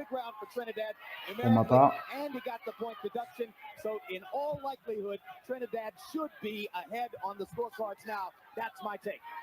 Vargas is doing a good job. Ah oui, je suis tout à fait d'accord avec toi, mon gros. Ça, c'est clair. Mais ouais, c'est des rounds serrés. Hein. Jab, hook, stay out of the way. Beat Felix to the punches, but don't get into the exchanges. He is not the most powerful. It's been evident tonight. Now, Trinidad has definitely had the edge in power. Belle combinaison de Vargas, même si elle n'était pas très précise, honnêtement. Ouais, mais il est bien rentré. Et ouais, on sent vraiment qu'il y a une perte de vitesse du côté de Vargas, hein, quand même. C'est clair. Qui est beaucoup moins rapide, qui est beaucoup moins réactif. On sent que le gas tank, qu'il y a plus grand chose dans le gas tank. Now get out of the way, and he should be doing now, which he did. This has been another showcase for the relentlessness of Felix Trinidad. Sure, he doesn't do a lot of different things in there, but the one thing he does with passion, commitment, pride, and absolute determination all the time. Try to match my will. Très beau crochet gauche de Trinidad. And he's been saying it to Vargas down the stretch of this fight. He knows how to go forward, and he uses it. He's aggressive. Some fellas, they only do it when they have to go forward. This Trinidad is a go forward puncher. Belle combinaison de Trinidad, même si elle est pas spécialement impactante à l'œil, elle est plutôt précise. Et voilà, elle est très serrée, donc il peut pas avoir la pleine extension de son bras, donc il ne peut pas avoir la pleine puissance.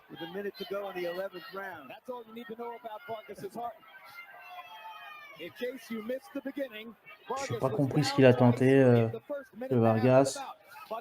Ouf. Enfin, belle tentative de 1-2 de Vargas, mais magnifiquement contrée par la droite de Trinidad.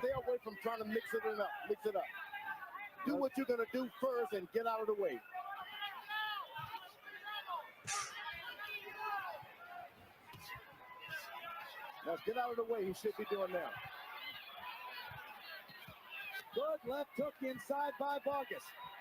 Vargas with a momentary flash of offense, but Trinidad freezes him with a hard right hand to the jaw.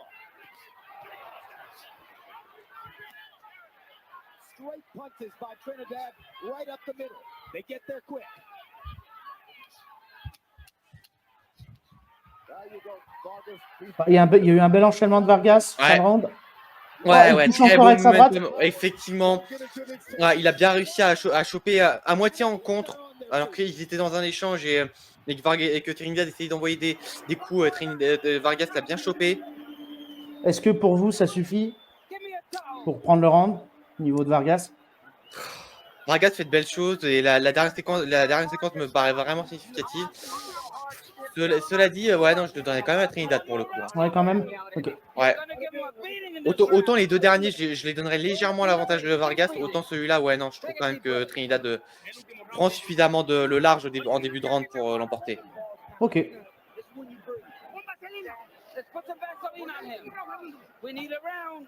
Ouais, je dirais aussi quand même Trinidad, mais j'ai apprécié la fin de round de Vargas. Ouais, la fin de round de Vargas est Vraiment très beau à voir. impressionnante. Voilà. Et donc, on va arriver dans le 12e et dernier round. Let's go. C'est maintenant. C'est maintenant ou jamais pour tout donner.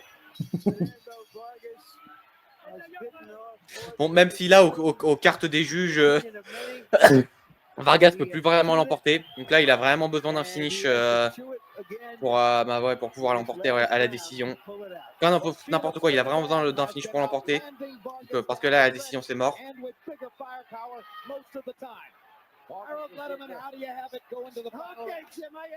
Et Vargas qui décide de rester au centre du ring, là où sur les derniers rounds, il était plutôt, il cherchait plutôt à être sur le back foot. Oh, magnifique double jab cross. Et là, magnifique setup de Vargas. Vargas qui part au sol. De Trinidad.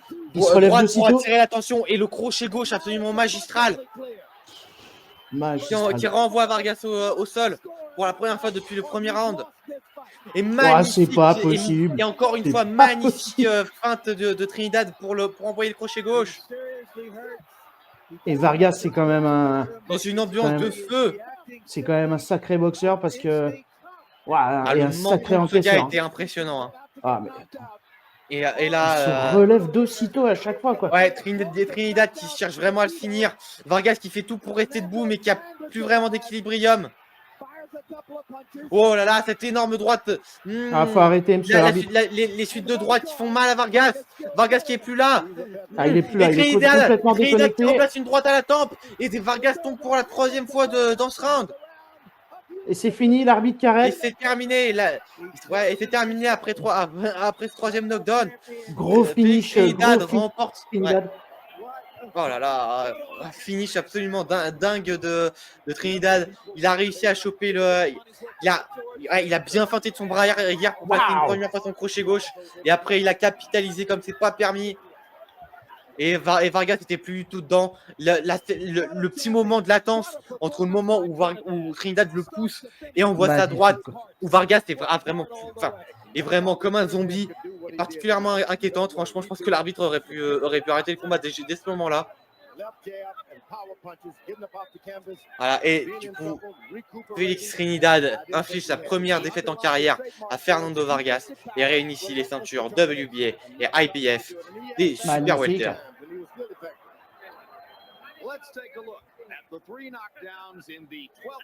Oh là là, ce magnifique double jab cross. Même si au final, il a plutôt touché en fin de combinaison. Et là, la droite pour attirer l'attention. Il savait que Vargas allait faire sa petite esquive latérale et renvoyer en crochet gauche. Et là, il l'a pris. Mais là, la posture de Trinidad sur ce coup, elle est parfaite. Il a vraiment un coup d'avance. Il sait exactement ce qui va se passer. Là, c'est d'une maestria.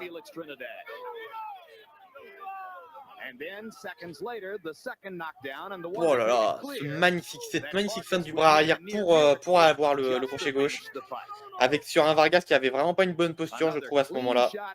Ouais,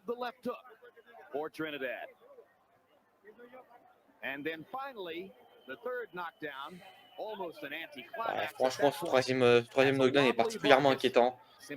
J'ai beau le revoir et le revoir, je le trouve toujours aussi glaçant. Oh là là.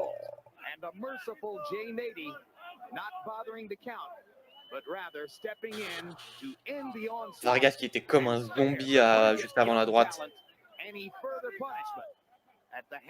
Oh là là. Incroyable. Dévastateur. Hop. Tac. Et tac. Et on voit, comme dit un peu précédemment, voilà, Félix Trinidad réunifie les ceintures WBA et IBF des super welterweight et ressort vainqueur de ce clash au sommet entre deux immenses stars, entre deux des plus grosses stars de leur génération, et qui amorceront en fait une fin de carrière, une suite de carrière pour les deux assez similaire, ce qui est assez triste quand même quand on parle de Vargas. Mais dans un premier temps, parlons de Trinidad, qui suite à cette immense victoire dans un des combats de l'année de 2000 sera élu boxeur de l'année, étant donné qu'il est devenu champion dans une deuxième division, en prenant l'excellentissime David Reed, qui je me demande s'il n'était pas dans le top 10 pound for pound en début 2000, fin 99, début 2000, ce sera à vérifier. Il le défend de façon très impressionnante quand même face à Mamadou Thiam qui était sur un beau run de champion d'Europe, si je me souviens bien. Et donc, cette immense victoire face à l'invaincu et également champion Fernando Vargas en décembre. Et donc, pour la première et unique fois de sa carrière, il sera élu boxeur de l'année. Et suite à ça, il montera une nouvelle fois de division pour aller combattre en middleweight dans ce qui sera dans, ouais, dans un des rares tournois qui a été organisé à haut niveau en boxe, en middleweight. C'était le trophée Sugar Ray Robinson à l'époque. Et au premier tour, il affrontera l'incroyable, le fantastique William Joppy, qui était un monstre à l'époque. Le gars était impressionnant, c'était un athlète. Oh là là, c'était un athlète absolument incroyable. C'était un pugiliste très solide. Et bon, il n'était pas dans les meilleures conditions psychologiques à l'époque.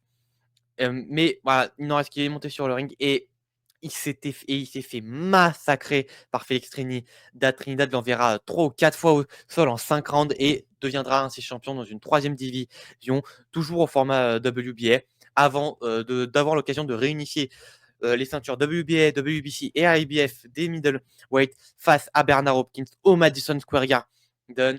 Et malheureusement pour Trinidad à ce moment-là, il connaîtra la meilleure performance de Bernard Hopkins en carrière. Vraiment, pour moi, c'est une de ses toutes meilleures performances. Franchement, en termes de performance de Bernard Hopkins, il y a peut-être la deuxième face à Jean Pascal, peut-être face à Kelly Pavlik.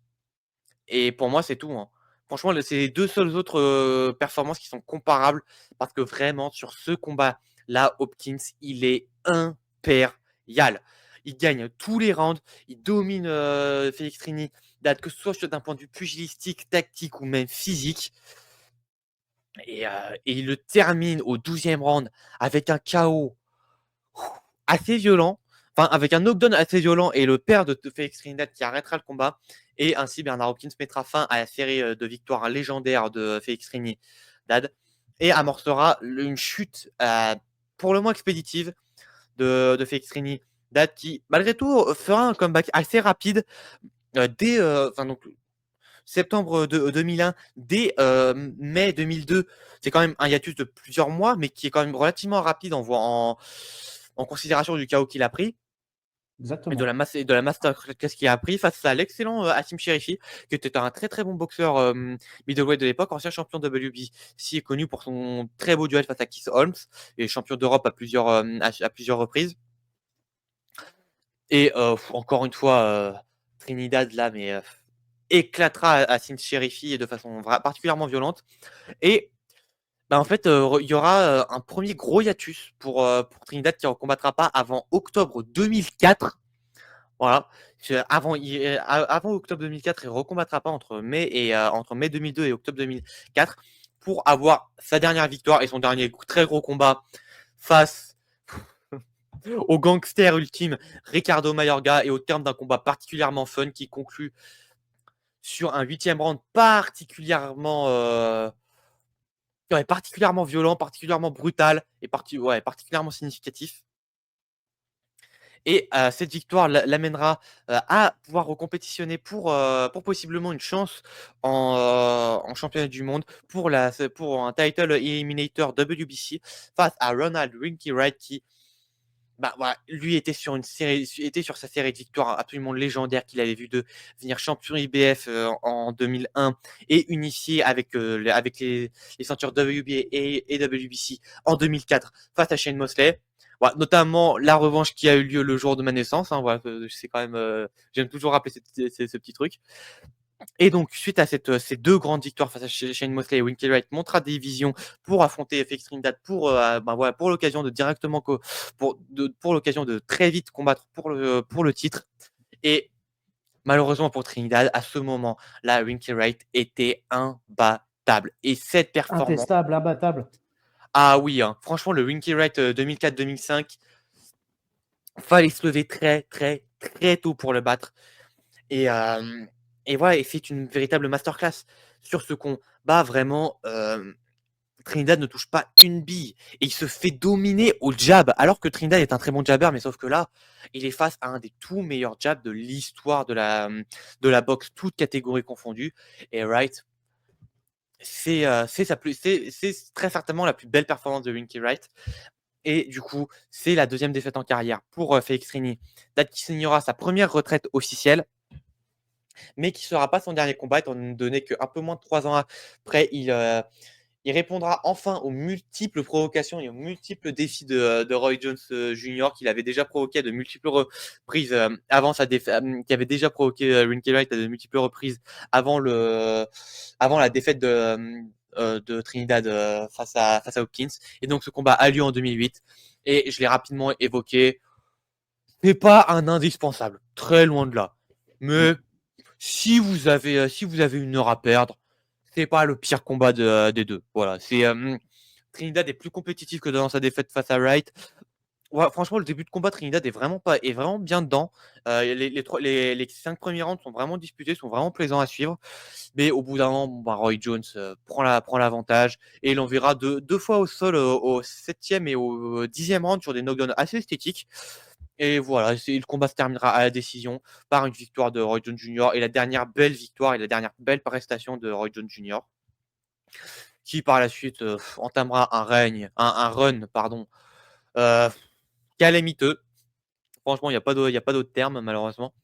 Mais donc voilà, ça ne concerne pas Félix Trinidad. Et de son côté, Trinidad prendra sa retraite définitive et voilà, vivra des jours paisibles à Porto Rico. Et malheureusement pour lui, de son côté, Fernando Vargas se remettra jamais vraiment de cette très très lourde défaite. Il prendra assez peu de temps au final pour remonter sur le ring parce que dès mai 2001, il remonte et il prend l'excellentissime Wilfredo Rivera. Et au final, la perf face à Rivera est vraiment pas mal pour un combat de retour. Face à un bourbier comme Rivera, il s'en sort vraiment pas mal. Il est envoyé au sol au deuxième round, mais il se relève et le reste du combat est très compétitif et il finit par l'emporter au 6e round sur un stoppage de mémoire voilà, assez spectaculaire. Ce qui lui donnera l'occasion de redevenir champion en super welterweight au format WBA face au plutôt anecdotique José Flores, qui n'aura pas vraiment marqué son temps, qui avait eu quelques victoires face à un peu de vieille gloire comme Paul Vaden par exemple, mais voilà, qui en dehors de ça, c'était pas vraiment illustré au plus haut niveau. Il avait perdu notamment face à Raúl Marquez. Il n'y a pas vraiment eu d'autres dates très marquantes de son côté. Mais donc, il n'en reste que Fernando Vargas devient champion pour la deuxième fois en super welterweight. Et cette fois-ci, il mettra plus d'1 an avant de pouvoir recombattre. Mais il aura une nouvelle fois un très très très gros un gros match-up de superstar face à Oscar de la Hoya qui s'était refait une belle santé après sa défaite face à Shane Mosley, qui était devenu champion WBC pareil en septembre 2001. Et donc les deux se rencontrent en septembre 2002 pour un excellentissime combat, un des meilleurs scores financiers de HBO. Et encore une fois, au terme d'un combat assez exceptionnel qu'il faudra que je fasse un jour en Rive de Classics, et bien malheureusement, Fernando Vargas subira sa deuxième défaite en carrière hier au 11e round. Après, là encore un 11e round assez impressionnant, assez spectaculaire. Et ce sera une fin assez expéditif de son côté. Là, il mettra plus d'1 an avant de pouvoir recombattre.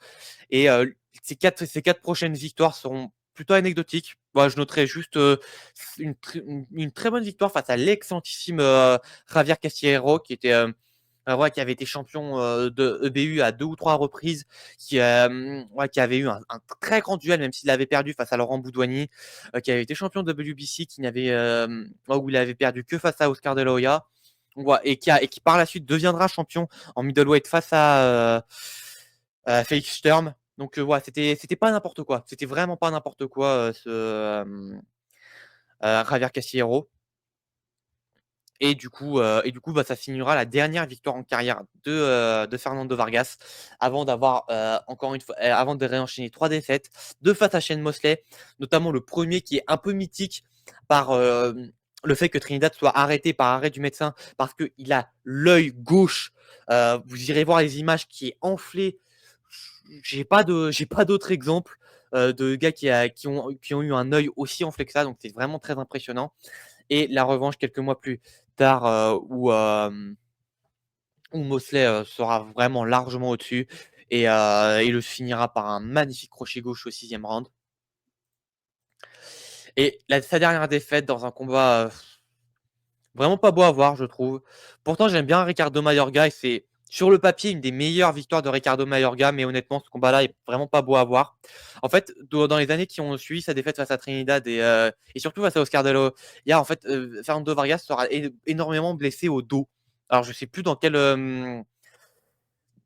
dans quel contexte, enfin, je sais pas si c'est dû à un entraînement ou à une particularité physique, une maladie ou autre, je sais plus, mais il sera énormément blessé au dos et ça sera particulièrement prégnant dans ce combat face à Mayorga où Vargas essaiera quand même, mais il sera, voilà, il sera vraiment pas dedans, il sera vraiment, il fera une dernière prestation vraiment pas belle à voir, honnêtement.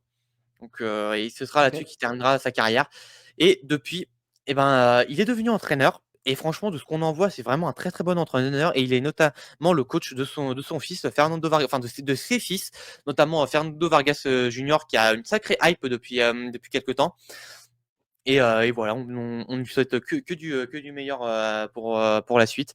Exactement. Oh et j'ai oublié de notifier, je voulais aussi un peu en parler, c'est que, suite à, enfin, dans l'avant-combat, enfin, dans les quelques heures qui ont précédé son combat face à Hopkins, heu, Félix Trinidad, heu, bah, un des entraîneurs de Hopkins de l'époque, j'oublie tout le temps son nom et c'est qui a été aussi l'entraîneur de Shane Mosley, qui avait notamment découvert la triche d'Antonio Margarito, en 2009, que Antonio Margarito lodait ses gants voilà et cetera. Et ben, il y aura un scandale un peu similaire en 2001, sur le cas Félix Trinidad parce que, l'entraîneur de Hopkins demandera à ce que le père de Trinidad refasse plusieurs fois les bandages de ce dernier et ben, tout le monde, criera à la polémique et disant que Trinidad était un tricheur qui lodait ses gants et cetera. Bon et ça a été le cas et ouais, ça lui a collé la réputation pendant très, très longtemps, de tricheur et en fait, ce qu'il faut savoir, c'est que, ou en fait, il ne triche pas même l'entraîneur de Bernard Hopkins disait que c'était pas une triche, que c'était, que les gants, que les bandages étaient fait d'une certaine façon qui flirtait avec la limite, mais qui ne dépassait pas la limite. C'était pas au niveau de la triche, mais heu, donc si je me souviens bien de ce qu'il avait été dit, en fait, il gonflait, enfin, il mettait plus de bandages, notamment autour je crois, ouais, au niveau quand vous avez le point fermé, sur cette partie-là, il mettait beaucoup plus de bandages et il doublait la portion au niveau du, gosse, je crois que ça s'appelle, au niveau du poignet, je crois. Et voilà, en fait, ces bandages étaient faits d'une certaine façon et le camp Hopkins avait demandé à refaire les bandages à plusieurs reprises, mais et du coup, ça lui a collé, une réputation de tricheur qui était pas vraiment légitime, au final. Et donc voilà, c'est un peu tout ce que j'ai à dire sur ce combat personnellement. Loman, je sais pas si tu as une réflexion, une question, sur cette période-là?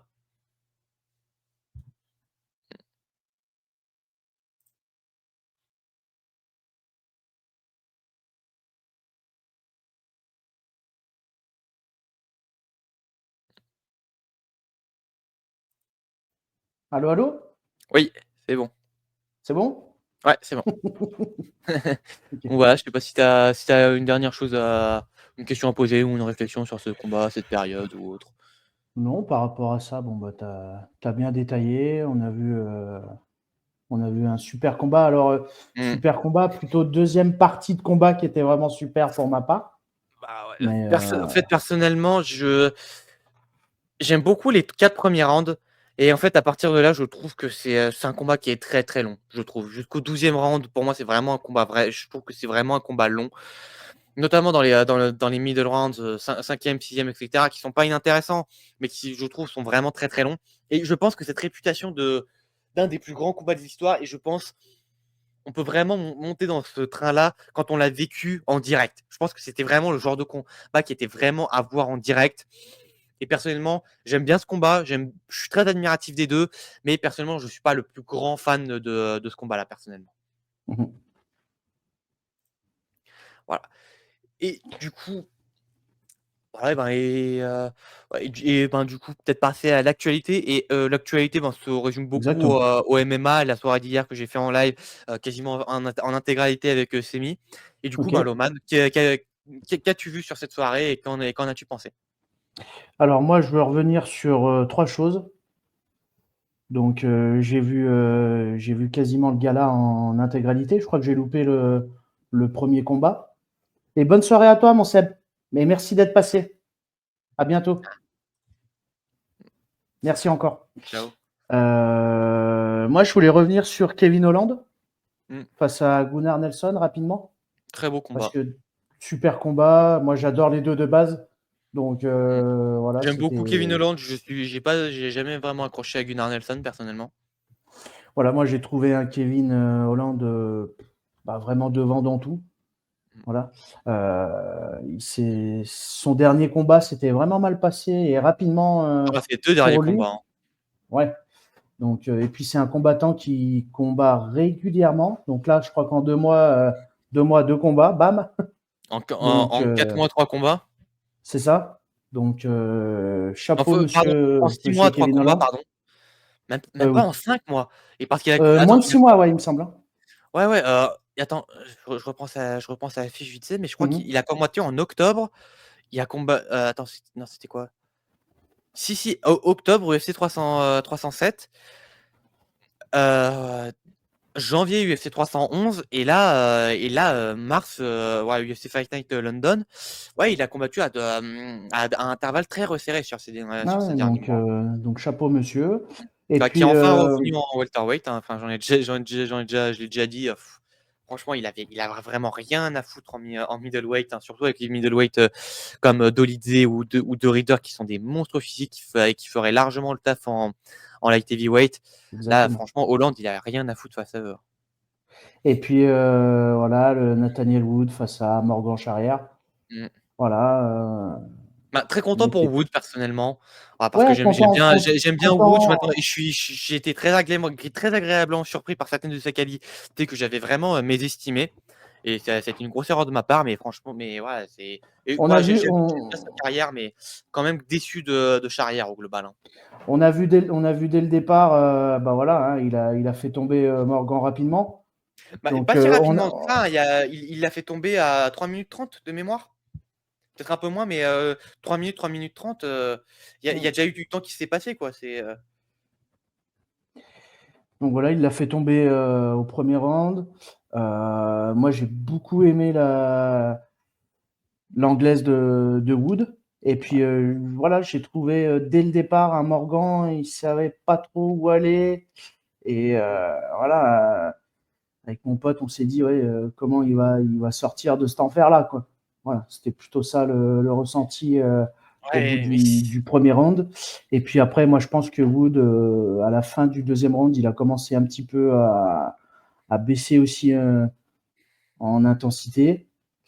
Et puis voilà, un troisième round moyen, il me semble. Faudrait peut-être et que ce je qui est regarde. très Mais, frustrant parce que pour Charrière moi, a ça, tout. pour moi, ça s'est fini au milieu du deuxième round, hein, sincèrement. C'est ça, mais ouais, c'est ça, hein, au milieu du deuxième round, Donc, là, il y avait plus rien à voir. Et ce qui est très frustrant, c'est que voilà. Charrière se réveille dans les 5 dernières secondes du combat, à Ah, peine, c'est hein, horrible. C'est horrible. entre 5 et 2 dernières secondes du combat, et il fait des choses intéressantes. Alors, Bah Wood a oui, un bon système défensif, il n'est pas impacté, mais il aurait fait ça un peu plus tôt. Il aurait pu, enfin, ouais, ça aurait pu donner quelque chose de plus intéressant. Et pas exactement. forcément avoir la victoire, mais au moins avoir le bonus de Fight of the Night, parce que là, je suis pas sûr qu'il l'ait. Hein. Je crois même pas qu'il y ait eu de Fight of the Night sur cette soirée. Et c'est très frustrant Mm. parce que franchement, ouais, Charrière, franchement déçu, qui a été trop patient, qui a été Donc trop voilà, attentif surtout à partir de la moitié du deuxième round, il y avait, je trouve du moins, j'ai senti personnellement que Charrière avait vraiment repris du knockdown, au moins repris physiquement du knockdown du premier round. Mhm. il y avait quelque chose à faire, surtout, enfin, même à la mi-distance, c'était risqué, certes, mais il y avait quelque chose à faire. Et il y a Il y a- en plus, il y a des moments au sol, il se jette dans des guillotines de Wood, mais alors c'est pas la première fois qu'on voit ça, hein, mais, certes, mais franchement, c'est plus possible, quoi. Se jeter dans des guillotines comme ça, là, va falloir trouver un moyen d'arrêter comme ça, de mieux sécuriser ses takedowns, et cetera. Parce qu'à chaque fois qu'il met un takedown, chaque fois qu'il y a une bonne guillotine, chaque fois que son adversaire a une guillotine qui tire la route, il perd ses positions à chaque fois. Donc Donc là, voilà, j'espère qu'il il va vraiment savoir rebondir.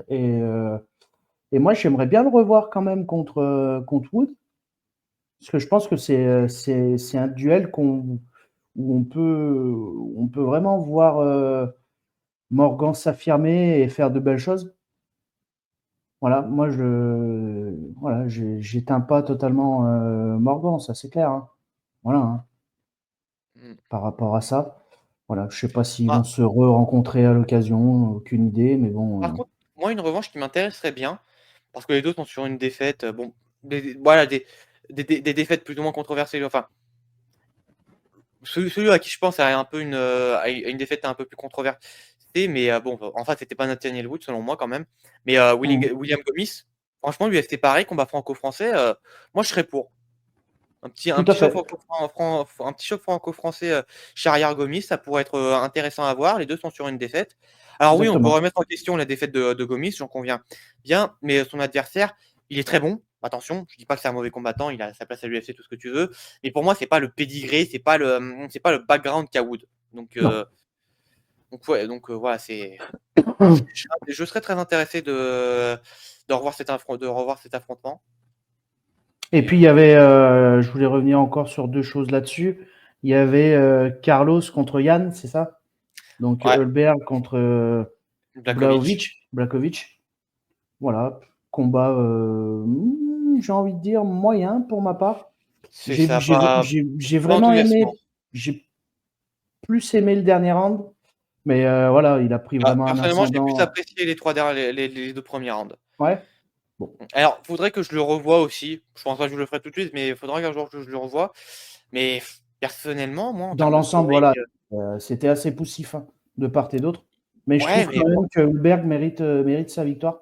Et tu vois, alors, j'ai vraiment envie de voir encore ce que ça peut donner Hulberg, quoi, sincèrement. ouais, pas convaincu par Hulkberg et Non, non, personnellement, pas convaincu, mais oui, oui, non, mais oui, enfin, dans la même ligne, en fait, j'avais compris et on est d'accord là-dessus. On est tous les ok. 2 pas convaincus par Hulkberg. Mhm, mhm. Et personnellement, en termes de scoring, je donnerais, Blachowicz, hein, sur les 2 Ok. premiers rounds.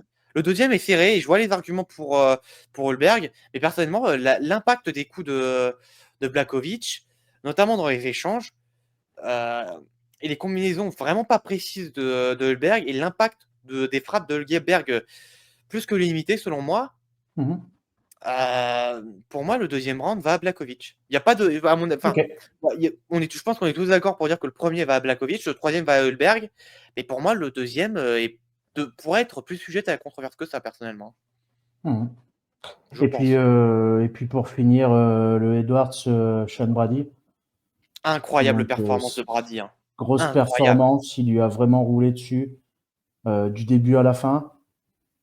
Euh, ouais, soumission au quatrième round. Incroyable la guillotine, hein. Franchement, Magnifique. la façon dont Brady la prend, c'est pas banal, hein. On voit pas ça tous les Non. jours parce qu'en fait, il est déjà dans une phase de lutte de grappling en top position où je sais plus, c'était la top Mhm. position, je sais plus si c'était la top position ou la side position, je sais plus. Mais en tout cas, il est déjà en position de contrôle et il chope la guillotine à partir de là. C'est très risqué de faire ça.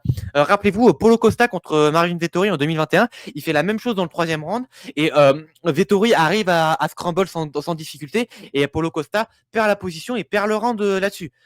Donc, ouais, c'était vraiment un Exactement. choix risqué, mais sauf que là, ben, voilà, quand même, en termes de lutte et de grappling, Brady, c'est pas Paulo Costa. Il sécurise bien les positions. Position before submission, et c'est exactement ce qu'il a fait, quoi. Et la façon dont il chope la guillotine, c'est impressionnant. Et Donc moi j'ai. son striking, c'est pas génial. Enfin, c'est pas génial dans le sens, c'est pas un génie du striking, mais Non, c'est mais il marque ses points à fondamental. chaque fois. Il Non, marque mais ses points à chaque fois, quoi. exact. Mais d'une part, il marque ses points à chaque fois, mais dans ce combat-là, la puissance de Brady en striking. On Incroyable. en parle. La pression de Brady en striking, la force de Brady en striking. Allez revoir son combat face à Gilbert Burns en octobre dernier. Et c'était il y a 5 mois. Hein. Mais Exactement. on a 2 Sean Brady complètement différents. Ah, Techniquement, mais c'est là, oui, sensiblement la c'est. même chose. Techniquement, il fait sensiblement la même chose et c'est très bien, c'est très abouti. Ouais, franchement, le seul truc qui pourrait améliorer, c'est sa défense et ses feintes. Mais c'est pas une critique, c'est juste un axe d'amélioration qui lui reste à faire. Mais en dehors de ça, techniquement, c'est super propre offensivement. Ça a de très bons Exactement. setups. C'est précis, c'est varié. Et la Alors, pression qu'il a juste mis avant tout de le long du finir sur combat, Sean Brady, impressionnant. je crois Incroyable. qu'il y a quelqu'un en backstage, il me semble, monsieur Sendo. Oui. Si je- Ah, effectivement. Tac. Là. Allez, salut Pelton, comment ça va? Hello, Mr. Pelton. Ah, J'avais pas non. remis le micro. Ouais, là, c'est Ouais. bon. Attendez, C'est bon. c'est Ouais. C'est bon. 5 bon, sur c'est bon. 5, Roger. Je dois être loin, je me suis mis loin pour pas que tu sois sourd. Donc normalement ça va là, c'est bon. Non, on est plutôt pas mal. Je vais pas te mentir. Voilà. Donc, juste Et pour donc, finir voilà. sur Sean Brady, moi, j'ai vraiment hâte de le revoir combattre le plus rapidement possible. Et Ouais. puis, j'ai surtout envie de voir sa revanche face Je serais très curieux. à Belal, c'est ça? Ouais. Ouais. Là, Donc, je serais vraiment très très curieux de voir ce que le Brady qu'on a vu. Enfin, déjà est-ce que on sait jamais, ça peut arriver, mais est-ce que là, c'était pas la performance d'un soir pour Brady parce que là, il a vraiment pas fait la même chose que d'habitude. moi, je le ressens pas Je comme pense ça. pas. Non, moi non plus, mais bon, Mm. c'est quand même. On peut prendre c'est C'est un c'est une facteur à prendre possibilité. en compte. Ouais, Ouais, c'est une possibilité. c'est une possibilité à garder quand même au fond de notre esprit. Tout à fait. Mais voilà, j'ai pas le sentiment que c'est ça. Et franchement, là, un Brady contre Jack Della Maddalena, contre Shavkat Rakhmonov, contre Yann Gary, I take my money. Hein. Ah bah là, Shut up c'est and take my directement. money, guys. Ah Hein. ouais, tout à fait. Non, Voilà. donc, Et franchement, ouais, je pense- revoir l'opposition face à Mohamed, je serais très très curieux. tout à Et fait. surtout, moi, pour le coup, pour une revanche face à Mohamed, j'aimerais surtout voir ce que donnerait le duel de lutte entre les deux. Moi, je serais très très curieux de voir ça. Enfin bon. Ouais, et juste pour compléter rapidement, ouais, Duncan contre Jordan Vucenic, oh, c'était cool. Hein. Moi, j'ai vraiment beaucoup aimé C'était ce plutôt combat cool. personnellement. Ouais. Bon, alors Vucenic nous a livré une performance un peu douteuse quand même, je trouve. Et la façon dont il jette dans la guillotine, c'est moyen, mais franchement, Duncan, sa lutte, elle est vraiment impressionnante, je trouve. Il est super, hein. Ouais. Et puis rapidement, donc il y avait une soirée PBC, c'est ça? Ah oui, c'est vrai, Sébastien Fondora qui a défendu ses ceintures WBC et WBO Super Welterweight. Ouais, j'ai vu un petit peu les 4 résumés. rounds, bon. Il y avait aussi Ramos. Moi, c'est un boxeur que j'aime Ouais. bien en général. Voilà, je sais que toi, tu n'es pas le plus grand fan de Non, notre ouais, ami Ramos. ouais, Donc, j'ai un peu de mal. Enfin, ouais, je suis pas le plus grand fan de son style, de sa posture, sa mécanique de frappe. Je suis vraiment pas le plus grand fan personnellement. Et puis, il y Mais avait bon, là, donc, voilà, c'est arrêt de l'arbitre. ouais. Je Et crois Ija que Garcia, Fondura, c'était arrêt de l'arbitre aussi, il me semble. quatrième round, et encore heureux parce que franchement, Chordal Booker, il avait rien à foutre en face de Fondora. D'accord. Et puis, Honnêtement, Garcia Gaucha. ouais, et Ija Garcia qui fait enfin son retour après sa défaite face à Kieran Davis en juin dernier, et qui apparemment, enfin selon un peu les cartes, le scoring fan de BoxRec, a vraiment pas livré une bonne performance, et qui envoyé au tapis au premier round, et apparemment, selon les fans, pas selon les juges, mais apparemment il n'aurait pas gagné beaucoup de rounds par la suite. J'ai pas vu le combat. C'est pas un combat qui m'a hypé de base personnellement, qui m'intéressait. J'avais hésité à en faire une preview, mais Ouais.